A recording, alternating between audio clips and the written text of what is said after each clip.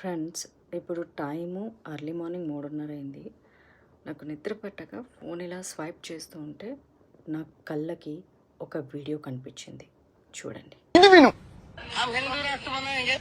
హిందూ రాష్ట్రం నీకు ఒక కళ్ళు లేవు కానీ నువ్వు హిందూ రాష్ట్రం చేస్తారట ముసలి నా కొడక.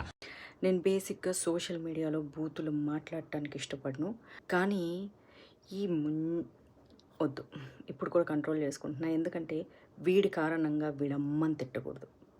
వీడే పెద్ద బోగ్గాడు, వీడే పెద్ద ముంజగాడు.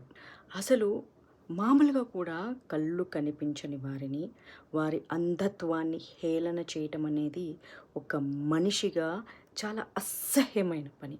అంటే ఒక మనిషిగా పుట్టి ఇంకొక మనిషి యొక్క అవయవ లోపాలను ఎత్తి చూపించడము వాడు మనిషి జన్మకే అనర్హుడు. అలాంటిది జగద్గురువులను పట్టుకొని ఆయనకు కంటి చూపు లేదు, కానీ కంటి చూపు లేకపోయినా ఆయన జ్ఞానము అమోఘమైంది. ఆయన కాలికి అంటుకున్న ఒక దుమ్ము రేణువుతో కూడా సమానంగాడు ఈ గజ్జి కుక్క.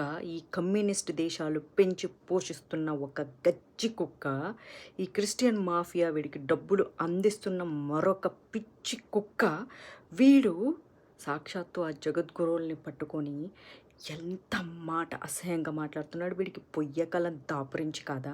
అంత మహానుభావుని, వయసు అయిపోయిన ఆయన్ని సుప్రీంకోర్టులో రామ జన్మభూమి కోసం ఆయన యొక్క సాక్ష్యాన్ని సాక్షాత్తు పరిగణించి ఆయన చెప్పిన దాన్ని సుప్రీంకోర్టు సింహాసనము అణువణువు పరీక్షించిన తర్వాత ఆయన చెప్పిన ప్రతీది అక్షర సత్యము, అది కూడా మన పురాణాలలో ఉన్నది అని ఆయన చెప్పినటువంటి సాక్ష్యంని, లేకపోతే ఆయన ఇచ్చినటువంటి వాంగ్మూలాన్ని, లేకపోతే ఆయన చెప్పినటువంటి మాటల్ని కోర్టు చాలా గౌరవంగా స్వీకరించి శ్రీరామ జన్మభూమి మనకి ఇవ్వడం జరిగింది.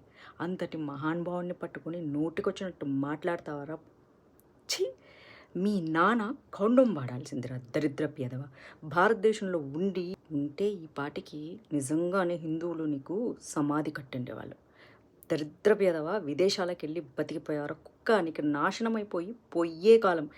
ఎవడైతే గుర్తుపెట్టుకోండి, వాడి కర్మని వాడే అనుభవిస్తాడు. వీడి త్వరలో వీడి బతుకు కుక్క చావు చావకపోతే గుర్తుపెట్టుకోండి, జస్ట్ గుర్తుపెట్టుకోండి.